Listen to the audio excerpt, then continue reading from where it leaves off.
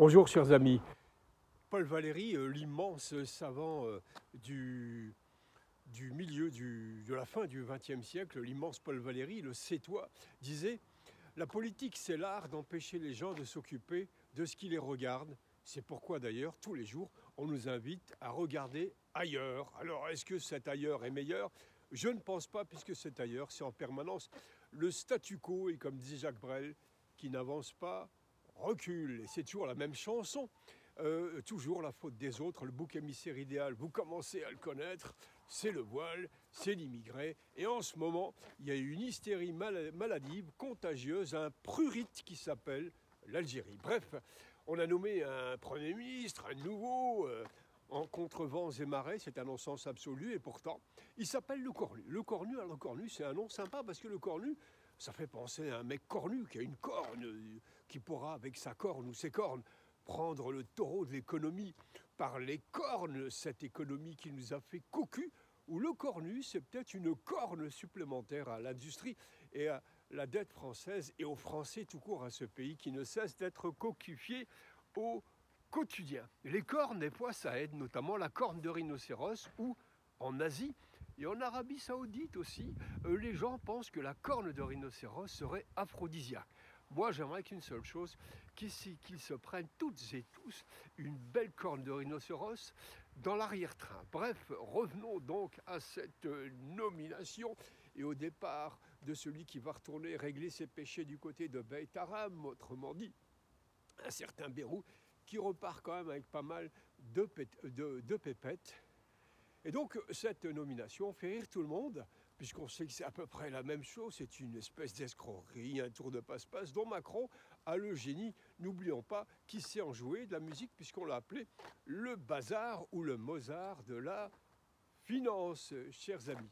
C'est pas tout dans cette affaire, il y a quand même des bonnes nouvelles, puisque celui qui se voyait déjà calife à la place du calife, celui qui vibrait comme un petit taureau, c'est le cas de le dire, ou un cheval nerveux à lunettes sur son siège de la place Beauvau, s'est vu, lui, éjecté. C'est le Rotaillot qui redégage là d'où il n'aurait jamais dû sortir, dans son lointain petit fief de la Sarthe, où il pourra, Sartre, c'est ça, où il pourra retrouver, attention, rien à voir avec le philosophe Jean-Paul Sartre, non, là, on va faire quand même un QI moins de 0, non, dans la Sarthe, où il pourra retrouver François Fillon. Alors, revenons un petit peu à toutes ces petites affaires, mais juste avant, un petit épisode lié à la bassesse, à l'ignominie, au serpierrisme. C'est une séquence que vous avez peut-être vue, c'est l'innommable, l'ignoble, si j'ose dire, le clown de service, l'imam de Drancy, celui qu'on a appelé aussi la serpière, ou l'imam du CRIF, ou alors aussi la péripatéticienne, la péripatéticienne tarifée des latrines médiatiques, c'est le Chalgoumi. Alors la séquence est assez invraisemblable. Je pensais qu'on pouvait faire le baise-main dans des pays un peu arriérés, au chef, au patron, le baise-pied, je ne sais pas, mais là, Chalgoumi se trouve en Israël, près d'un type qui peut avoir du sang de Palestiniens sur les mains, et Chalgoumi, dans ce burlingue, dans ce cabinet, appelons ça un cabinet au sens propre, au sens figuré, eh bien, veut baiser la main de ce chef. Le chef, sentant que la récupération sera difficile, un peu gênante, retire immédiatement sa main. Mais Chalgoumi, c'est comme les couillons et les vendus, effectivement, n'ont pas peur du ridicule, et c'est même à ça qu'on les reconnaît. Chalgoumi, donc, vous le connaissez un peu. Chalgoumi me rappelle, d'ailleurs, ce que disait David Guiraud, le député de la France Insoumise, au sujet d'Habib Meyer. Il disait, il avait taxé de porc parce qu'il soutenait effectivement les crimes là-bas à Gaza. Eh bien, quand Chalgoumi reviendra, peut-être aura-t-il l'occasion aussi de faire le baise-main à un porc, à un cochon, à un soumis. Autrement dit, Habib Meyer restera à sa disposition, histoire que Chalgoumi ne perde pas la main et que surtout il ne relève jamais la tête. Ceci me rappelle une petite anecdote ou une histoire. C'était le merveilleux humoriste Fernand Reynaud. Fernand Reynaud qui a été le tout premier dans les années 60, je crois, à faire un sketch pour dénoncer le racisme de bas étage qui nous est servi d'ailleurs encore aujourd'hui par toutes les ignobles et ignominies serpillères du système médiatique. Fernand Reynaud rentre dans une boucherie et demande au boucher s'il a des pieds de cochon. Et le boucher de répondre « mais oui ». Et Fernand Reynaud de terminer en disant « est-ce que ça vous gêne pour marcher ?» Ha ha ha, on rit un peu.